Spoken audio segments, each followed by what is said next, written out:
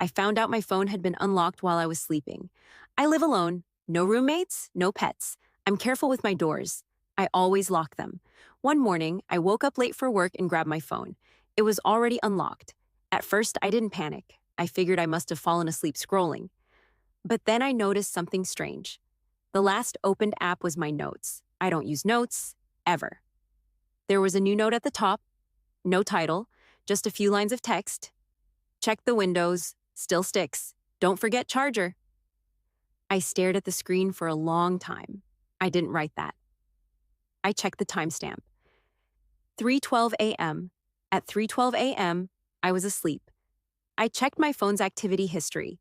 It said the phone had been unlocked using Face ID, mine. I tried to laugh it off. Maybe Face ID glitched while I slept.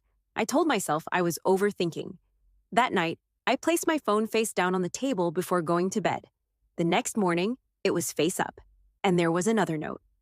Move quieter next time. I didn't go to work that day. I checked my apartment carefully. Closets, bathroom, balcony, under the bed. Nothing was missing. No signs of forced entry. Just one thing was different. My phone charger wasn't where I always leave it. It was plugged in on the other side of the room. I packed a bag and stayed at a friend's place that night. I barely slept. The next morning, I went back to the apartment with him. In daylight, everything felt less scary, almost embarrassing.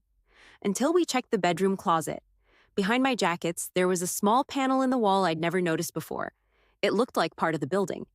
The landlord came later that day. When he saw the panel, his face changed. He told us the building used to have maintenance crawl spaces connecting multiple apartments. They were sealed years ago, or at least, they were supposed to be. He opened the panel. Behind it was a narrow space, just wide enough for a person to stand sideways. There were footprints in the dust, fresh ones. The police were called. They didn't find anyone.